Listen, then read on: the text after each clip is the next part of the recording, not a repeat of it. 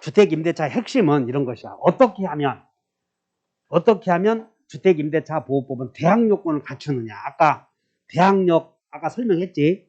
그래서 대항 요건은 임대인의 협력을 통해서 등기하면 괜찮아. 그냥 깨끗이 끝나. 근데 임대인이 등기를 잘 해줘, 안 해줘? 안 해주면 주거용 건물을 넘겨받고 인도받고 주민등록을 해두면 대항 요건을 갖추었다 이런 말을 써. 다시 한번 인도, 주민등록. 그러면 대항 요건을 갖추었다 이런 말을 쓴다고. 그럼 한번 읽어보자. 3조. 임대차는 다 같이 시작. 임대차는 그 등기가 없는 경우에도 임차인이 주택의 인도와 주민등록을 마친 때에는 그 다음 날부터 이 경우 전입신고를 하면 주민등록이 된 것으로 본다. 그러면 이제 인도와 주민등록을 마치면 이제 여기 보자. 여기서부터 이 주거용 건물에 대하여 을이 여기서 임대차 계약을 체결하고 10월 10일 날 계약을 체결하고 그 다음에 계약 체결한 날 주거용 건물을 넘겨받아서 그 주거용 건물이 소지하는 동사무소에 주민등록 신고를 한 것이야. 그러면 대항 요건 갖췄어, 안 갖췄어? 갖췄지. 그런데 그 건물 인도 주민등록 마치기 전에 건물 등기부 을구를 봤더니 여기에 저당권이 있어. 을구를 보니까 저당권.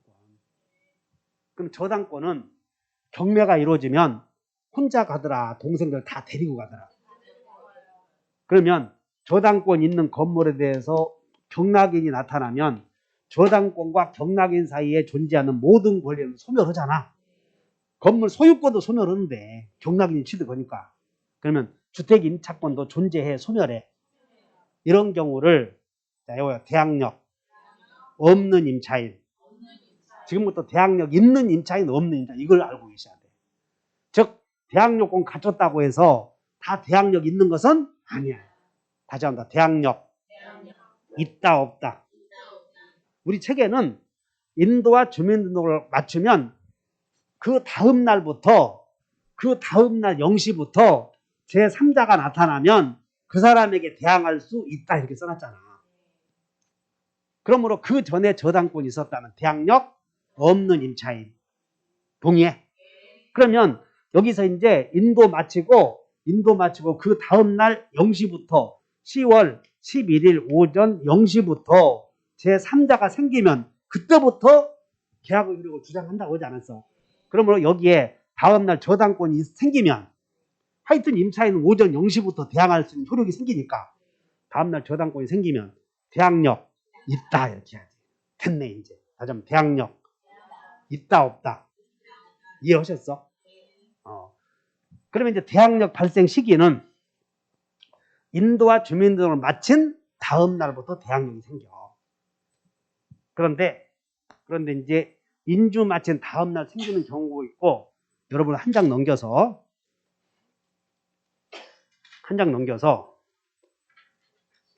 동그라미 2번에 자, 동그라미 2번에 이게 어떤 사건이냐면 여기 봐. 갑이 잘 들어.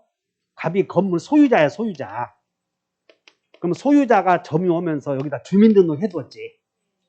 근데 주민등록 해둔 소유자가 을에게 이 을에게 토지를 매도하면서 다시 팔아먹으면서 임차인이 된대.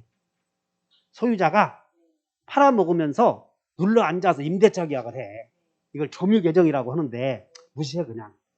그러면 매도인이 이 사람이 소유자의 주민등록이 나중에는 매도하면서 임대차 계약을 체결했으므로 임차인이 되잖아. 임차인. 그럼 임차인의 주민등록으로서의 대항력은 언제 생기냐면 이미 소유자의 입장에서 주민등록은 되어 있고 점유도 하지 않아요? 근데 언제부터 임차인으로서 대항력의 효력이 생기냐면 매수인에게 이전 등기하면 다음 날부터 대항력이 생겨. 거기다가 밑줄을 그으셔. 2번에다가 어디로 하냐면 따라서 밑줄을 그으셔. 따라서 을명의로 등기가 종료된 격려된 다음 날부터지? 그 세 번째 줄. 3번. 위로 올라가 봐. 그 세 번째 줄. 갑은 을 명의로 소유권 이전대가 격려된 다음 날부터 대항력을 간다 그랬지? 그 밑에는 그 내용이 아니야. 그러니까 이 갑은 소유자로서 주민등록을 갖추어서 살고 있던 사람이 을과 임대차 계약을 매매하면서 임대차 계약을 체결하면 매수인 명의로 이전 등기가 되면 즉시요 다음 날이요. 소유권 이전 등기가 마친 다음 날부터 대항력이 생긴다는 거예요. 따라서 여기 봐. 매수인에게 이전 등기 되고 저당권 생기면 대항력 없는 임차인이 된다는 거지. 설득됐나? 매도, 임대 동시에 했어. 10월 10일 날. 그리고 지금 주민등록 되어 있잖아. 그럼 임차인은 언제부터 대항력이 생긴다고? 몰라. 등기해야지 이제. 11월 10일 날 등기했잖아. 그러면 등기한 다음 날부터 생기겠지. 11월 10일 날 등기했다면 언제부터 대항력이 생겨? 11월 11일 날 오전 0시부터 생기다는 거예요. 여기까지. 근데 11월 10일 날 을의 명의로 이전 등기 해놓고는 저당권이 생겨버렸대. 지금 그 내용이야. 그러면 저당권이 우선해, 임차인이 우선해? 저당권인 게는 그렇게 몇 개만 외우면 돼. 동의해? 그 다음에 대항력 발생 시기에 즉시가 3개 있어. 즉시. 그래서 여러분들 책에 동그라미 3번에 동그라미 3번 나오나? 그러면 그 동그라미 3번과 4번 사이에 제 얘기 잘 들으셔야 돼. 동그라미 3번과 4번 사이에 그 밑에서 두 번째 줄을 보면 즉시 동그라미 있죠. 즉시. 찾아봐 눈으로. 동그라미 쳤어. 그래서 즉시에다가 동그라미 쳐놓고 왼쪽에다가 날개로 넘어와서 왼쪽 날개로 넘어와서 있지. 즉시 이렇게 3개 있다 해야 돼. 3개. 즉시는 몇 개 있어? 3개 있다 이렇게. 즉시가 몇 개? 3개. 3개 있다. 그러면 이제 여러분들 책은 그 3번은 어떤 내용이냐면 여기야. 여기 봐. 잘 봐. 답이 이 건물을 을에게 여러분들 신탁계약을 해. 그러면 여러분들 신탁계약은 소유권을 넘겨주면서 수탁자에게 재산을 관리하게 맡겨. 그래서 그 신탁행위에는 처분 신탁도 있고 관리 신탁도 있고 담보 신탁도 있는데 일단 을에게 신탁으로 해서 이렇게 저당권을 설정해 줄 수도 있어. 저당권. 그러면 이제 저당권이 설정되면 수탁자 이름으로 저당권이 되는 것이다. 그리고 여기서 임차인이 생겨. 임차인이. 그러므로 수탁자 다음에 임차인이 생겼으니까 이 수탁자 명의로 저당권 등기가 되었으니 저당권 등기가 되고 임차인이 되었으니까 이 사람은 대항력 없는. 됐나? 그런데 대항력 없는 임차인이 인도 주민등록 마치고 지금 거주하고 있는 상태에서 대항력 없는 임차인이었는데 신탁계약이 해지되고 다시 신탁자 명의로 소유권 이전 등기 회복이 된 거예요. 회복됐어. 그러면 저당권 없어졌지. 그러면 이제 소유권 이전 등기가 되었으니까 종전의 임차인은 이전 등기가 되면 다음 날에야 내 기존에 있었잖아 지금. 그러므로 이미 을의 이름으로 이전 등기가 되면 임차인은 이전 등기가 이렇게 된 거야. 그 전에 임차인이 존재했다는 걸 알 수 있잖아. 그래서 이전 등기가 되면 즉시 이렇게. 이전 등기가 되면 뭐? 즉시. 즉시 3개 외워야 돼. 즉시는 몇 개? 3개. 한 뜻이 앉아. 외우기 힘들어. 우리도 2달 만에 한 번씩 하니까 외우기 꽤 힘들다고. 외워서 해결 못 하거든. 그러니까 여러분 잘 이해하셔야 돼. 즉시가 몇 개? 3개. 3개. 그 다음에 또 하나는 여러분들 거기는 이제 4번 있고 거기다가 이제 없으니까 2개를 써. 2개를.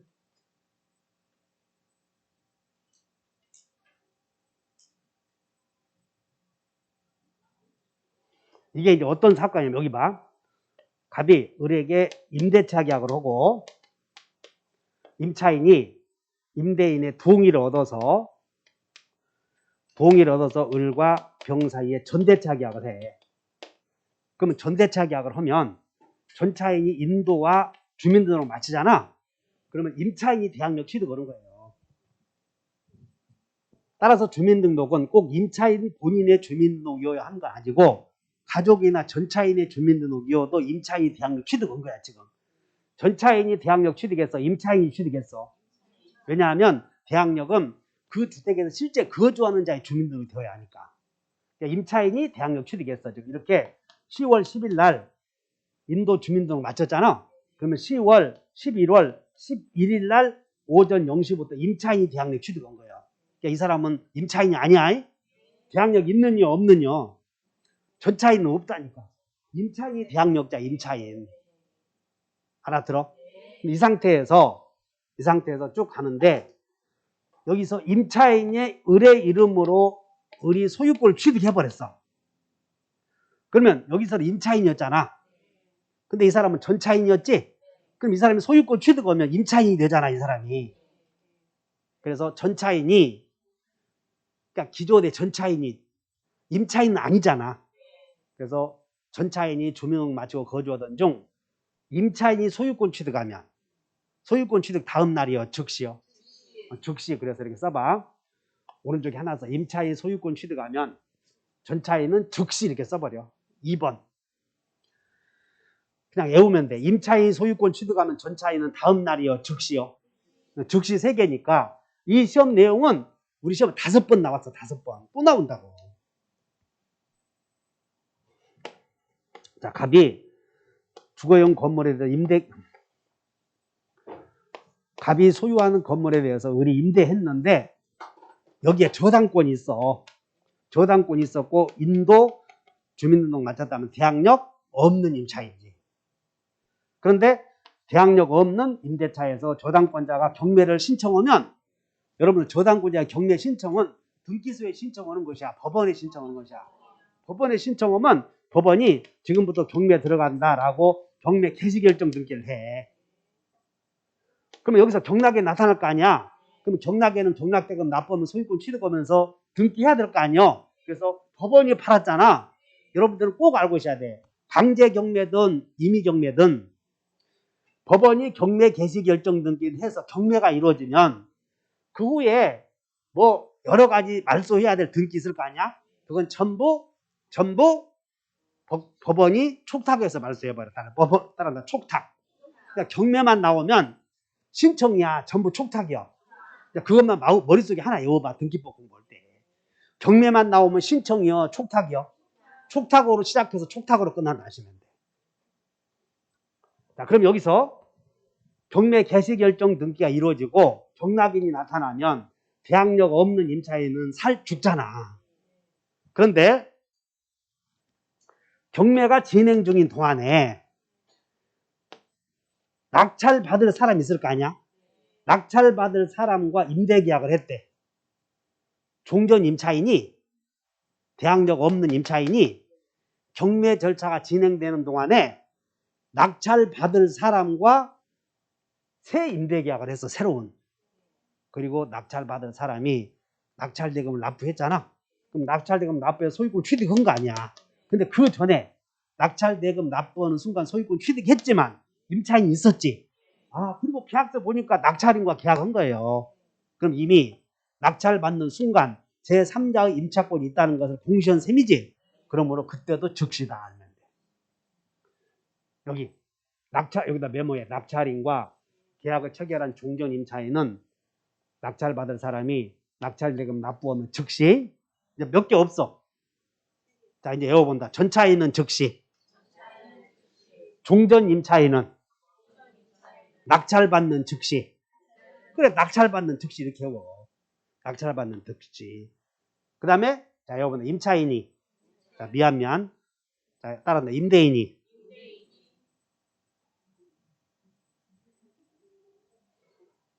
자, 이렇게 써야 되겠네. 따라한다. 임대인인 신탁자가 소유권 취득하면 즉시.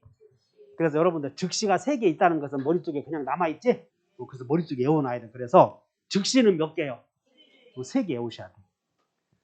자, 그 다음에 여기서 우리 시험에 나오는 게 여기 봐. 갑과 을이 계약을 체결하고 인도와 주민등록을 마쳤다면 10월 10일 날 인도와 주민등록을 마쳤다면 10월 11일 오전 0시부터 이 건물을 산 사람에 대해서 대항할 수 있지. 그래서 10월 11일 그 후에 건물을 산 사람은 임대인의 지위를 승계한 자야. 임대인의 지위. 그래서 여러분들 책에 임대인의 지위를 승계한 자 나오니까 한 장 넘겨. 여러분들 교재 507페이지에 그 동그라미 6번을 봐. 동그라미 6번. 그래서 임차주택의 양수인에 해당하는지 나오나? 거기다 별표 5개를 해. 다시 해. 여기 봐. 임차인이 인도와 주민등록을 마치고 거주하던 중에 새로운 소유자가 나타나잖아. 그러면 새로운 소유자는 임대인과 같은 사람이요? 별개의 인물이야? 같은 사람이지. 정신 안 차릴래? 여러분들 민법에서 주택임대차는 존속기간이 2년이다 그런 거 안 나와.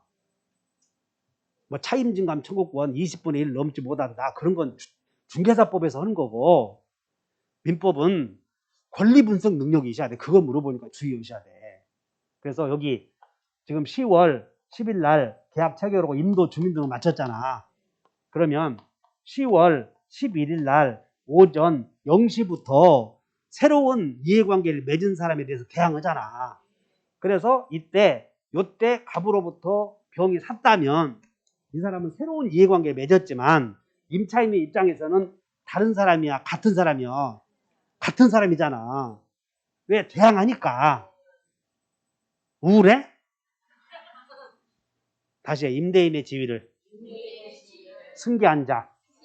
지금 대항 요건 갖추었을 때 임대인의 지위를 승계한 자에 해당되느냐 안 되느냐가 시험 나온다니까. 알아들어? 그래서 거기 임대인의 지위를 승계한 자인데 여러분들 1번은 뭐라고 되냐면 임대차 목적이 된 주택을 담보 목적으로 신탁을 했다 나오나? 그러면 그게 뭐냐면 이제 여기 봐. 지금 임대차 계약을 했는데 갑과 병이 여기서 신탁행위를 한 거예요. 그 신탁행위에 의해서 수탁자에게 등기가 되었어. 수탁자 명의로 등기가 되면 대외적으로 수탁자에게 넘어간다고. 그럼 이 수탁자는 임대 대항력 갖추고 나서 나타난 수탁자지? 그러니까 대항력 있느냐 없느냐? 있느니까 이 사람은 임대인의 지위를 승계한 자다 그 말이야. 이해 가셨나? 그러니까 거기 잘 읽어봐야 돼. 사선을 그어봐. 임대차의 목적이 된 주택을 사선 끊어봐. 신탁법에 따라서 신탁했대. 여러분들 등기법에서 신탁행위에서 신탁법에 따른 등기는 단독 신청이다 이렇게 배운다고. 이전 등기와 동시에 밑에다가 신탁 등기를 할 때 단독 신청이고 같은 순위를 안에 기재한다. 아마 다음 주에 배울 거, 이번 주에 배울 거라고. 그럼 여기 봐. 신탁경에서 수탁자 명의로 등기되면 수탁자가 대외적 소유자거든. 근데 이 사람은 계약력 있는 임차 건물을 산 사람이지? 임대인의 지위를 승계했어 안 했어? 그럼 이 수탁자는 나중에 보증금을 임차인에게 반환해 줘야 돼. 그런 내용이라고. 이해 가셨나? 네. 자, 니은번 별표에 니은번. 여기 한번 봐. 여기서 지금 임차인이 대항력 갖추고 나중에 지가 사버렸대. 지가 샀어 건물을. 그러면 임차인이 건물을 임차인 지가 샀은 게 지가 임대인이 되어버렸지. 그러잖아. 그러면 임차인은 지가 사면 원래 가백에 준 보증금 다시 받을 수는 안 돼. 왜냐하면 임차인이 건물을 사버렸으면 지가 임대인이 된 거예요. 임대인의 지위를 임차인이 승계했으니 보증금도 가백에 받아야 돼. 자기에게 받아야 돼. 임차인이 지가 소유자 돼버렸다니까. 이상하다고 좀 깜빡깜빡 할 거 없어? 자, 니은번 봐. 대항력을 갖춘 임차인이 당해 주택을 양수한 때에 나오나? 밑줄 그어서 대항력을 갖춘 요 사람이 지가 샀다면 이해했나? 그러면 지가 샀으니까 지가 임대인의 지위를 승계했잖아. 그러니까 임차인은 지한테 내놓으라고 해야 한다고, 보증금 채권을. 그래서 이 경우 여러분들 물권법에서 혼동 배웠지. 그래서 임차인이 임차주택을 양수하면 임차권이 혼동으로 없어져 버렸어. 그럼 보증금 채권도 소멸한다. 거기다 별표 해놓으셔야 돼.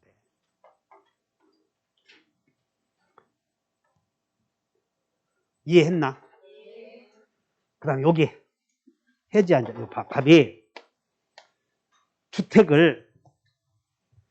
이 주택을 을에게 매매했어. 그래서 을이 주택을 매수해서 이전 등기가 되고, 주택을 매수해서 등기하고, 병과 갑으로부터 주택을 산 사람이 임차인과 임대계약을 하고 인주 맞췄대, 이렇게. 그런데 매수인이 매매대금을 안 주자 매도인이 계약을 이렇게 해지했어, 해제. 그럼 매도인이 계약을 해지했을 때 이 목적물의 등기나 대항 요건을 갖춘 자는 제3자로 보호해줘야 된다. 생각나? 자, 한번 해보나. 목등기 한자. 그 말 들어봤어?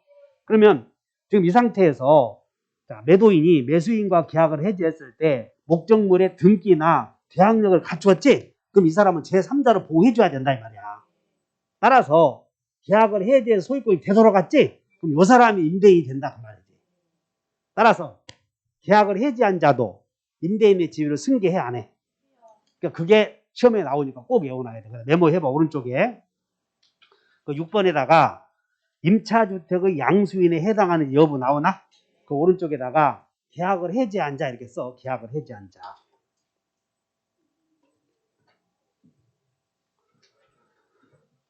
그 다음에 두 번째는 아까 이봐, 임대차 계약을 하고, 순서를 잘 봐. 임대차 계약을 하고 신탁을 해서 수탁자 명의로 등기되지. 그 임대차가 먼저 있었잖아. 아까 그것이 1번이야. 1번 기억번. 임대계약하고 신탁행위에 기하여 신탁법상 수탁자 명의로 등기되면 수탁자는 임대인과 같은 사람이지. 그래서 수탁자는 임대인의 지위를 승계한다, 그 말이야. 계약을 해지한 자도 승계해, 안 해? 하지. 그래서 그것이 기억번이고 머릿속에 외워놓으시고, 여러분들 이번 주 토요일날 등기법 할 때 그 신탁행위에 의한 소유권 이전 등기 방법을 배워. 그러니까는 그 집에서 웬만하면 그 몸이 건강한 사람들은 운동 안 해도 돼. 저 길거리에서 돌아다니는 사람 있지? 다 아파서 돌아다니니까 그냥 체육관 가면 RM 들고 있지? 젊은 사람들 팍 하고 있어.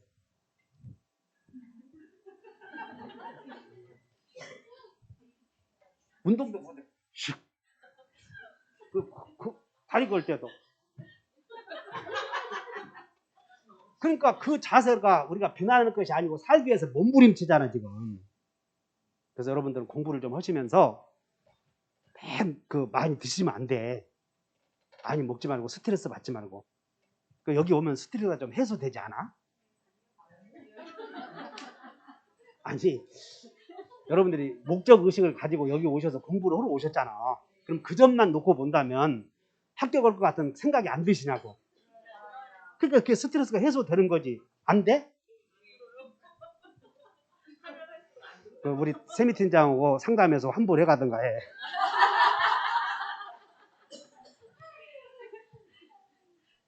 지금 임대차에서는 이게 임대인의 지위를 승계한 자 있잖아요. 이게 시험에 제일 많이 나오니까 주의하셔. 그래서 임대차 계약을 하고 신탁행위가 있고 신탁법상 수탁자 명의로 등기가 되면 이 사람은 여기 임대차 계약한 사람 있잖아.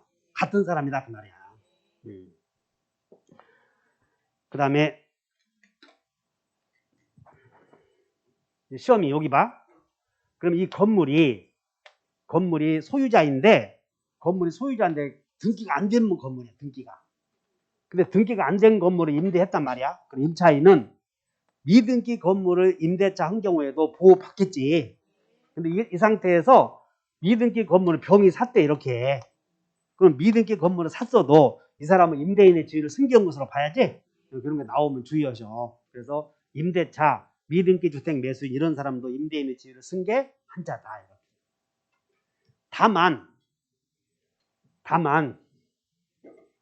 갑이 임대인이고 을이 임차인인데 여기 임차 건물이 임차주택의 효력은 땅에도 미쳐.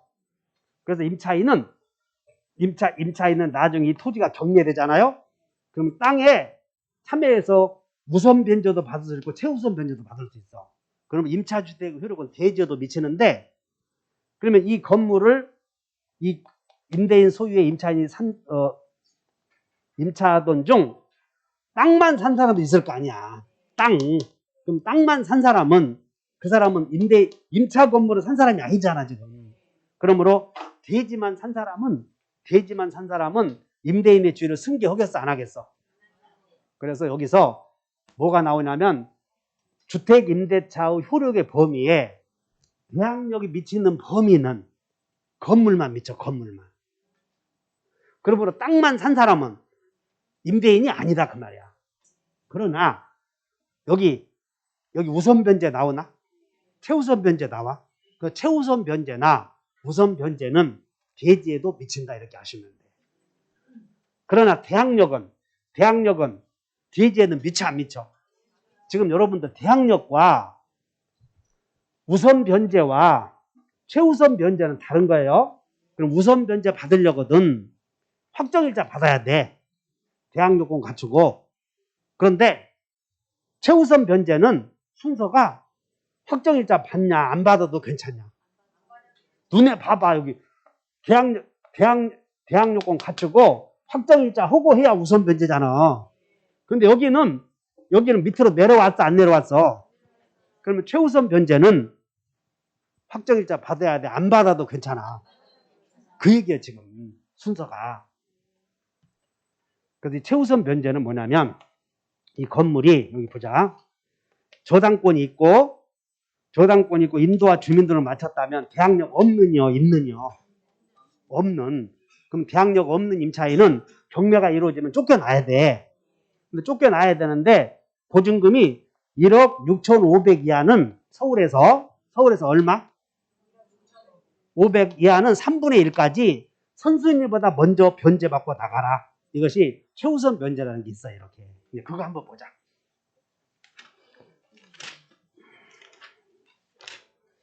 자, 여러분들 책이 어디 있냐면 516페이지.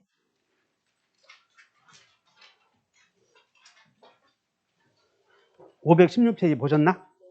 그럼 보니까 소액 보증금 임차인의 최우선 변제권 나오지. 그러니까 최우선 변제는 나봐. 최우선 변제는 세치기 이런 거 써봐. 세치기.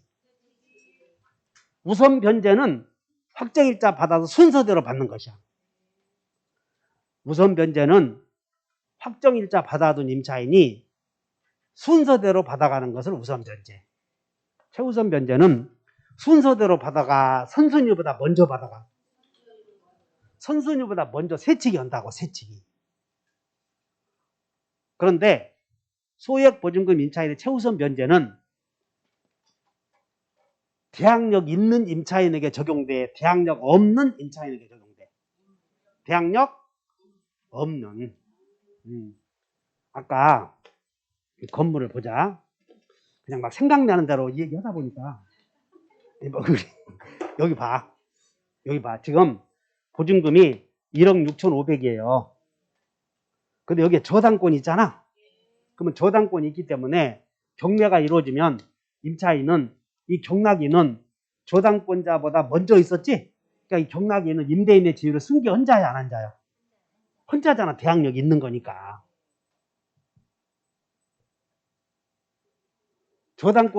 우리는 저당권은 경매가 이루어지면 형님은 죽어 살아. 임차인은 형님이잖아. 그렇기 때문에 경락인에게 대항할 수 있기 때문에 경락인에게 대항해서 보증금 전액을 받아갈 수 있지. 맞아? 근데 딱 봤더니 저당권이 앞에 있지. 그러면 경매에 의해서 경락에 대항하지 못하잖아. 그럼 이제 보증금은, 이 보증금은 만약에 확정일자 받았다면 선순위 받고 나머지 받아. 선순위 받고. 그런데 이 사람은 소액 임차인이므로 선순위 저당권보다 3분의 1만큼은 먼저 받아가게 하겠다 그 말이야. 이것이 소액 보증금인데, 여러분들 소액 보증금 밑에 한번 봐. 서울특별시는 얼마로 돼 있어? 1억 5천이지? 그 며칠 사이에 변해버렸어. 한민우 선생님이 바꾼 거고. 그래서 거기다가 다 1,500씩 올려버려. 1,500씩 왼쪽에. 서울특별시 1억 5천에다가 1,500씩 붙여봐. 그렇지.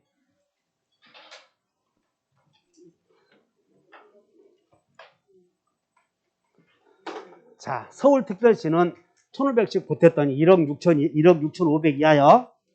그리고 수도권 과밀억제권역은 거기 얼마라고 쓰여 있어요? 1억 3천이니까 1,500 보태봐. 1억 4,500. 아, 볼 곳 없어. 1,500씩만 더 하라니까. 광역시는 7천으로 돼 있지? 그거는 1,500 더하면 8,500. 그 다음 우리 처갓집은 얼마요? 6천이니까 1,500 더하면 7,500. 그럼 거기다가 3분의 1 하면 된다 이거야. 그래서 기존의 오른쪽에 여러분들 517페이지 나오나? 517페이지에 거기에 서울특별시는 한번 봐. 소액이 5천만 원이잖아. 거기에는 얼마씩 더하면 돼? 아니 3분의 1 해서 500 더하면 되잖아. 500. 5,500이니까는 아니 5천이니까 얼마요? 5,500이지. 그러면 자 여기 봐. 수험생 여러분. 그러면 서울특별시에서는 서울에서는 1억 6,500 이하의 소액 보증금은 건물 가격의 2분의 1 범위 내에서 3분의 1까지 세치기 할 수 있지. 요거 중요해 안 중요해? 이런 건 맨날 며칠 있다면 또 변하니까 여러분 이런 걸 외우는 게 문제가 아니라고. 이런 것들 법 좀 보면 알 수 있기 때문에 안 외우는 거. 이런 것들은 그냥 1억 6,500 이하는 3분의 1까지 최우선 변제 받는구나. 1억 6,500 이하는 세치기에서 받는데 1억 6,500 이하는 다 받아 5,500까지 세치기 하는 거예요. 그래 5,500까지만 세치기 하는 거지 다 세치기 하는 게 아니야. 그럼 이 사람들은 최우선 변제는 대항력 있는 임차인일 때 적용돼, 없는 임차인일 때 적용돼. 그렇게 생각해. 대항력 없는 경우에 쫓겨남으로 저만큼은 세치기 하는구나 이렇게 설득돼. 그래서 516페이지에 소액 보증금 임차에다 몇 줄을 고셔 이제 516페이지 소액 보증금 임차인 나오나? 거기다가 소액 보증금 임차인은 자 대항력 있는 임차인이요, 대항력 없는 임차인이요. 그러므로 우리 주택임대차에서는 대항력 있는이냐 없느냐 이게 제일 중요한 내용이에요. 제일 중요하다고. 따라서 대항력 없는 임차인은 경락에게 대항할 수 없기 때문에 확정일자 받아두었어도 이 사람 우선 변제 받는데 우선 변제는 선순위보다 받고 나머지 받는 거거든. 그러므로 아까 소액 임차인 서울에서 1억 6,500 이하 임차인이 확정일자 받았어도 세치기 못하게 한다면 앞에 저당권자가 받고 찌꺼기 받아가. 한 푼도 못 받을 수 있다는 거예요. 그런데 이 사람은 보여줄 필요 있지. 그래서 소액 임차인은 5천 얼마까지 500까지는 세치기에서 선순위보다 먼저 변제받게 해주겠다. 이것이 소액 임차인의 보호제도다. 이해하셨나? 그러면 자 이봐. 소액 임차인은 최우선 변제 세치기 하잖아 지금. 근데 대항 요건은 갖춰야 돼 안 갖춰야 돼? 써있잖아 시방 대항 요건 갖춰야 된다고. 근데 대항 요건 갖추었지만 대항력 없는 인도 주민등록 안 맞추면 국물도 없어. 주택임대차는 인주 맞춰야 된다니까. 따라서 인주. 현영이 너 설득되냐? 네 아버지 오시면 은지한테랑 가서 상담해서 어떻게 은지 저 현영이 아버지가 우리 아들 공부해도 되겠냐 또 오실 거라고 나한테 물어본다고. 그러면 현영이, 은지 네가 봤을 때는 어떡하냐? 어? 등록금 더 받아? 아니오야? 누가 아니오라고 그랬어? 그러니까 여기서 객관적으로 그러니까 현영이 네가 좀 잘해. 너 하나 두고 지금 내가 소가리가 보통 하는 게 아니야. 나는 네가 합격해서 있지. 어? 내가 합격하면 내가 200만 원 줄 용의도 있어. 아 진짜라니까. 우리 모든 사람들 약속할까? 약속해. 박수. 이 친구가 지금 고등학생이거든. 그러니까 저 친구가 합격하면 나도 여기다가 현수막 좀 걸어서 위에 옥상에다가 그냥 그렇게 하려고 그러거든.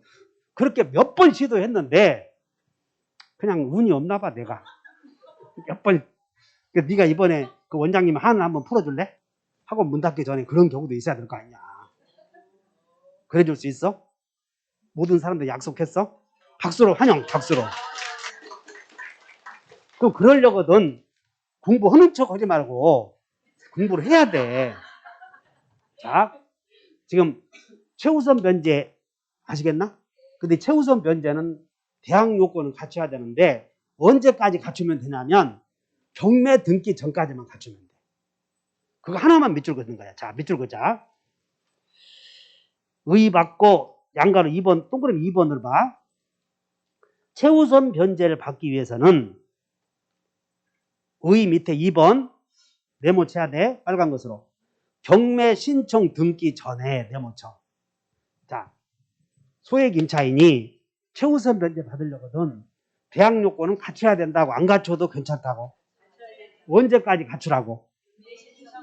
여기 지금 이 건물에 저당권이 있었고 지금 임대인과 임차인이 인주 아직 안 맞췄어. 근데 임차인이 저당권자가 경매 신청, 법원에 경매 신청한다고 하지 않았어? 그러면 경매 신청하면 지금부터 경매 들어간다 등기 딱 되는 순간 이 건물을 경락받은 사람들은 권리 분석을 할 거 아니야. 경매 등기 전에 아무것도 없었으니까. 근데 느닷없이 소액 임차인이라고 나타난다면 깡패예요, 깡패. 그래서 낙찰받은 사람도 예측 가능하게 해줘야 된다는 거야. 그래서 경매 등기 하지 그 전에 인주 마치면 소액 임차인으로서 보호해주는데 문제는 가만히 있어도 법원에서 받아가라고 하나요? 배당 요구해야 되나요? 임차인은 등기 안 된 임차인은 꼭 알고 있어야 돼. 등기 안 돼 있는 임차인은 법원이 알 수 없지? 법원이 어떻게 자기 몫까지 배당해 주겠냐고. 그러므로 등기 안 되어 있는 채권자가 배당에 참여할 수 있는 자격을 우선 변제권이라고 하거든. 그럼 그런 사람들은 가만히 있어야 돼. 배당 요구해야 돼. 그냥 상식으로 기억을 해. 가만히 있었더니 임차인이 배당 요구 안 했거든. 그냥 법원이 저놈이 언제 또 주식 당첨됐나 보구나. 그거 배당 안 해줘 버린다고. 그냥 꼭 배당 요구해야 돼. 이해하셨나? 그러니까 쉬워 안 쉬워? 최우선 변제는 쉽지. 그런데 이 최우선 변제를 다 받아야 되는데 못 받는 사람이 2개 있어. 2개. 자, 여러분들 후후 세칙이 없다. 2개 외워야 돼. 거기다 메모해. 516페이지에 맨 밑에다가 그 8조 왼쪽에다 메모해버려. 8조. 자, 여기 봐. 우리 이 건물을 임차인이 임대해서 여기 보자. 임차인이 인도와 주민등록을 마치고 거주하고 있는데 여기서 임대인이 보증금을 임대차가 종료되었는데 임대인이 보증금을 반환해주지 않아. 그럼 임차인은 보증금을 반환해주지 않으면 기어이 경매 신청해서 돈 받고 나가든가 아니면 임대인의 협력을 통해서 등기를 한다든가. 근데 임대인이 등기 안 해준다고 그랬지? 그럼 법원에 등기 좀 하게 명령 좀 내려줄 수가 있어. 이것을 임차권 등기 명령에 의한 등기라고 그래. 자, 여러분 명령 등기. 자, 한 장 넘겨보셔. 이 명령 등기가 어디 있느냐면 500몇 페이지? 518페이지를 한번 보셔. 518페이지 봤더니 임차권 등기 나오나? 근데 임차권 등기는 임대인의 협력을 통한 등기가 아니고 대부분 명령 등기야. 명령 등기. 그러니까 임차권 등기 명령을 하라고 법원이 등기소에 촉탁을 하는 거예요. 그럼 여기 봐. 그럼 임차인이 임차권 등기 명령에 의해서 등기해놓고 이사를 간다고. 그럼 이사를 가면 여기에 소액 임차인이 또 들어오는 경우도 있겠지.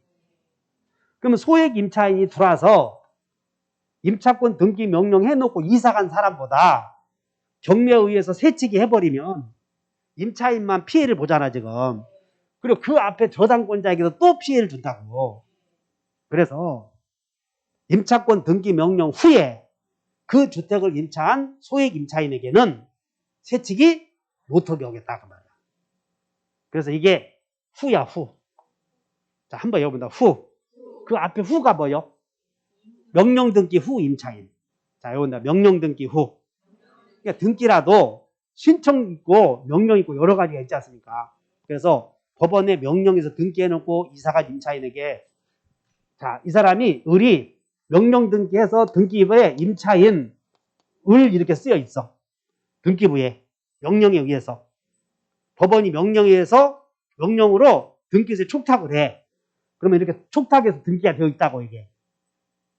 그러면 등기법에서는 뭘 배우냐면 명령 등기에 의해서 임차권 등기가 된 임차인도 이 임차권 양도할 수 있는가 이렇게 물어봐. 이건 절대 안 된다는 것이야. 왜? 당연히 우선 변제 받으려고 한 것이지 이것을 무슨 팔아먹으려고 한 것이 아니다 이렇게 얘기해서. 자, 두 번째는 임차권 등기 명령에서 등기해놓고 이사 갔을 때 그 후에 들어온 소액 임차인에게는 먼저 이사간 임차인이나 선순위 저당권자보다 새치기 하게 한다 못한다. 그게 후야 아니 후의? 후 하나 했네 후. 그럼 뒤에 있는 후는 궁금해 안 궁금해? 그것은 5월달로 넘긴다. 서운하지? 아씨 매듭을 지어야지 꼭 어디 인터넷 하는 것처럼 야바이꾼 같잖아. 그런데 여기서 최우선 변제권이나 우선 변제권의 범위는 대지에도 미쳐 안 미쳐? 미친다고 그랬지. 그래서 이 건물에 갑에 소유하는 건물 을이 임차했는데 이 건물에 대해서 먼저 대지만 경매를 하더라도 임차인은 확정일자 갖춘 임차인은 대지에 대해서도 먼저 배당에 참여해서 우선 변제 받을 수 있어. 그래서 우선 변제권의 범위는 대지에도 미쳐 안 미쳐? 최우선 변제권도 미쳐 안 미쳐? 미쳐 이렇게. 그런데 자, 이 토지에 저당권이 성립이 되고 그 후에 건물이 들어서 건물이 갑의 토지에 저당권이 성립이 되고 갑이 건물 지었대. 그리고 그 건물을 을이 임차한 임차인이야. 근데 임차인이 서울에서 있는 소액 임차인이라고. 소액 임차인. 그럼 이 소액 임차인은 경매가 이루어지면 건물에 대해서도 최우선 변제 받을 수 있고 땅에 대해서도 먼저 경매가 이루어지면 배당에 참여할 수 있어. 됐나? 그런데 이 토지의 저당권 성립 시에 저당권자는 도대체 새치기 할 수 있는 사람이 나타나리라고 예상도 못하잖아 지금. 토지 아무것도 없으니까. 근데 그 후에 건물이 들어서 그리고 그 건물을 들어선 임대인이 임차인에게 임대해서 임차인이 여기다가 소액 임차인이 들어온 거예요. 그럼 임차인은 이 건물에 대해서는 당연히 최우선 변제 받을 수 있지. 그럼 땅에 대해서도 받을 수 있어야 되는가? 원래는 있었어 없었어? 있었다니까 원래. 새치기 할 수 있었어. 근데 저당권 성립 후 축조 우리는 저당권 배우면서 후 축조의 경우에는 일괄 경매를 할 수 있다고 배웠나? 그 이론과 똑같이 저당권 성립 후에 건물을 축조하여 그 건물을 임차한 임차인에게는 건물에 대해서 최우선 변제는 당연히 받는 것이지만 땅값에 대해서는 안 된다 그 말이야. 땅값에 대해서. 이해했어? 그것이 후 새치기 없다 두 개예요. 지금 건물의 소액 임차인은 땅값에 대해서도 새치기 할 수 있다고 그랬지. 원래. 근데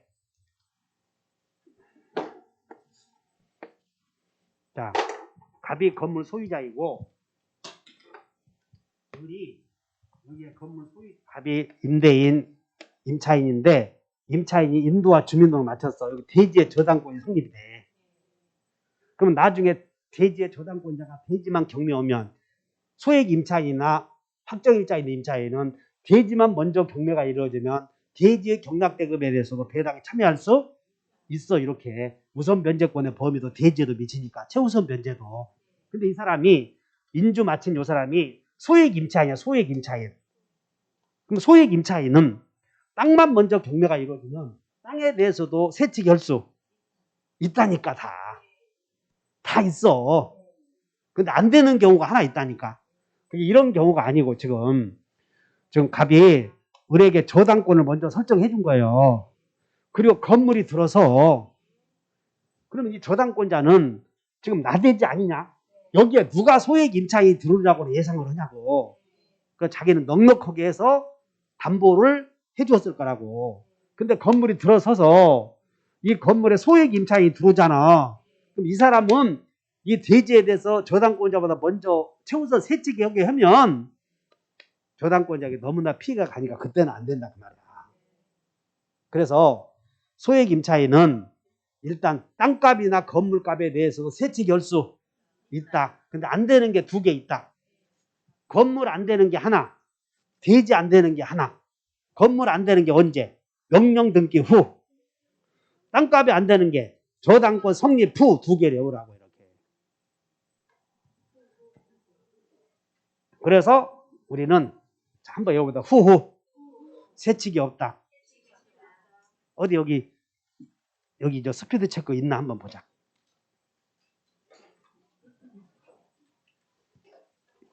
스피드 체크 민사특별법 9페이지 보니까 9페이지에 5번 봤더니 5번 찾으셨나요? 1번에 5번 한번 읽어보자. 후후 무시 없어. 후 해놓고 세칙이 없다 가로해놓고 최우선 변제 없다 그러지 않아서 지금 그거 딱 읽어보는 순간 여러분 상상이 되겠어? 그거 상상해야 돼 이거. 요거 후 세칙이 없다 금방 설명했잖아 내가. 제가 다른데 유튜브 집에 학원에 있으면서 보거든. 근데 최우선 변제를 작년 내내 해서 요거 하나 세칙이 없다 하나 다른 사람이 하더라고. 그래서 네가 참 잘한다. 세칙이를 최우선 변제를 세칙이라고 표현하더라니까. 그렇다고 후 없다 그건 내가 만든 거지 어디 베낀 거 아니야. 그러니까 세칙이가 무슨 뜻 알아? 세칙이는 순서대로 받는 거요. 먼저 끼어드는 거요. 특혜를 주었잖아 이거. 그 특혜는 아무에게나 특혜를 줘. 소액 임차인에게만 줘. 그래. 그래서 소액 임차인에게만 세칙이 할 수 있는데 세칙이 못 하는 경우가 두 개 있다니까. 건물 하나, 땅 하나 이렇게. 건물에는 언제? 명령 등기 후. 땅에는 저당권 성립 후. 그러면 이제 여러분들은 이렇게 물어봐. 만약에 여기 우선 대지나 대지에도 대지, 건물의 대지에도 시험 문제. 건물의 대지에도 최우선 변제 받을 수 있다. 그럼 다 오해해야 돼. 건물의 대지에도 우선 변제 받을 수 있다. 다 오해해야 된다고. 알아들었어요? 저당권이 성립된 땅이 경매가 이루어지면 저당권이 성립된 대지의 경매가 이루어지면 대지에 대해서도 최우선 변제 받을 수 있다. 그럼 그냥 오해. 대지에 대해서도 우선 변제 받을 수 있다 해도 다 오. 근데 안 되는 경우가 저당권 성립 후. 거기는 안 된다 그 말이야. 후축조. 그럼 후축조에서 이거지. 여기에 저당권이 성립이 되고 건물 들어서 그러면 또 틀려서 또 이거 후 하나 외웠더니 그대로 나왔네요. 근데 저당권 성립 후 건물을 축조하여 그 건물을 임차한 임차인은 건물의 경락대금에서 세칙이 헐수. 여기는 건물에는 있는 거예요 지금. 지금 건물에 있는 걸 물어봐. 땅값을 물어봐. 땅값 물어보잖아. 지금 여기에는 없다 그 말이지. 여기에는 없다는 얘기를 안 했잖아 지금. 주의하셔. 자, 여러분다 후후. 세칙이 없다. 그 다음에 여기 자, 여기 대항요건 갖추고 확정일자 받아두면 계약서에다가 동사무소에 가서 확정일자를 받으면 그때는 배당에 참여할 수 있는 자격이 있어. 이걸 우선변제라고 그래. 그러니까 우선변제는 배당에 참여할 수 있는 자격을 말하는 거지 돈을 다 받아간다 그런 뜻은 아니라고. 그러니까 우선변제는 순서대로 받아가는 거야. 우선변제는. 이해 가세요? 그럼 최우선변제는 여기는 최우선변제는 순서대로요. 세칙이요. 선순위보다 먼저 받는 것이 최우선변제. 우선변제는 선순위보다 먼저 받고 나머지 받아. 그러니까 우선변제는 선순위가 받고 나머지 받아가는 것을 우선변제라고 그래. 이해하셨나? 그럼 우선변제 받으려거든 확정일자 받아둬야 돼. 안 받아도 괜찮아. 받아둬야지. 확정일자 받아둬야 돼. 설득돼요? 그러면 이제 자, 이제 우리 시험은 여기서 대항력 있는 우선변제권 있는 임차인의 보증금 회수 이런 거 물어보고 일단 쉬었다 할 거예요. 두 번째는 금융기관 등이 여러분들 임차 보증금을 담보로 은행 가서 돈을 빌려 쓰는 경우 있었죠. 그래서 그것을 그 우선변제권을 금융기관에 넘겨버린 경우도 있어. 그래서 우선변제권의 승계라고 하거든. 자, 페이지 몇 페이지냐면 우선변제권의 승계. 자, 514쪽을 봐. 514쪽에 방가로 6번에 우선변제권의 승계 보이지? 그럼 거기에 방가로 1번 봤더니 보증금 반환 채권만을 양수했대.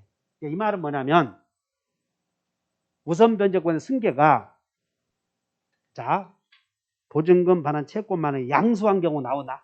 그럼 이제 뭐라고 나오냐면 동그라미 2번 봐. 동그라미 2번. 우선변제권을 행사할 수 있는 주택 임차인으로부터 자 임차권과 분리하여 자 밑줄 그으셔봐. 임차권과 분리하여 분리. 은행이 임차권과 분리해서 보증금 채권만 승계받았대. 은행이 말고 은행이. 따라서 여러분들은 우리 양도에서 분리하여 그러면 뒤에는 없다. 안 돼. 임차권과 분리해서 왜냐하면 우선변제권이라고 하는 것은 대항요건을 전제로 하는 거거든. 근데 임차권도 없는 사람이 우선변제권만 양도받았다고 해서 배당에 참여한다면 그런 거 안 된다는 거예요. 따라서 우선변제권과 분리하여 임차권과 분리하여 또는 보증금 우선변제권만 양도받기로 한 사람은 배당에 참여할 수가 없다. 그러나 밑으로 내려와서 양가로 2번 봤더니 아무에게나가 아니라 따라다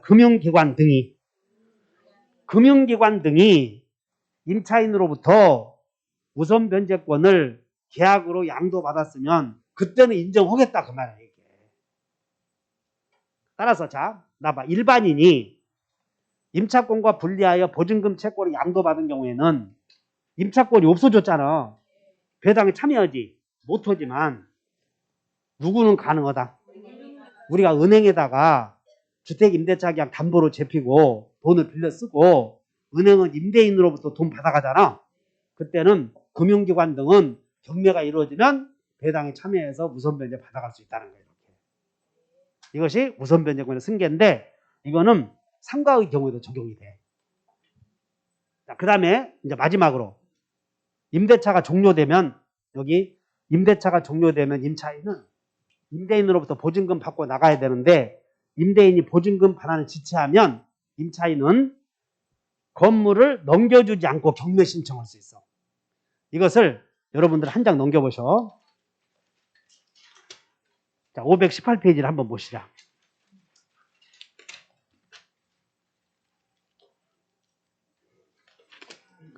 경매 신청의 완화다 이런 말이 나오는데 자 저기 있네. 515페이지를 한번 보셔. 515페이지 봤더니 7번에 주택임차인의 경매 신청 요건의 완화 나오죠. 그 위에다 메모오죠. 거기 오시자고요. 그 위에다가 뭐라고 메모냐면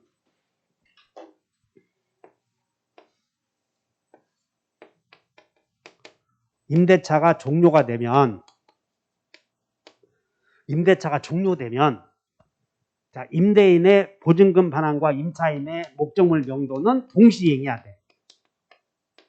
임대차가 종료되면 동시행해야 된다고. 근데 임대인이 동시이행을 해. 임대인이 이행을 지체해. 임대인이 보증금 반환 이행을 지체해버린다는 거예요. 지체. 임대차가 종료되는데 지체해. 그 임차인은 이사 가야 될 때, 이사 가야 되는데 급히 이사를 가야 되는 경우 집을 비워두면 대항요건이 소멸해버리잖아. 그러면 모든 효력이 상실하게 돼 있어. 그래서 임차권 명령 등기하고 이사 가도 괜찮다 그 말이야. 명령 등기 후에 이렇게.